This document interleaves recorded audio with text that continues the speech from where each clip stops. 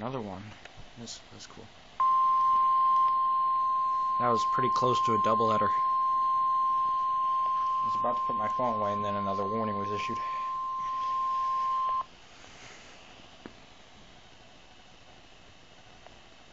The National Weather Service in Chicago has issued a severe thunderstorm warning for east central LaSalle County in north central Illinois, southeastern Kendall County in northeastern Illinois, Grundy County in northeastern Illinois, southwestern Will County in northeastern Illinois until 10:30 p.m.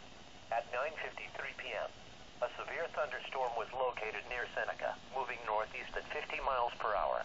Hazard, 60 miles per hour wind gusts and quarter-size hail. Source, radar indicated. Impact, hail damage to vehicles is expected. Expect wind damage to roofs, siding, entries.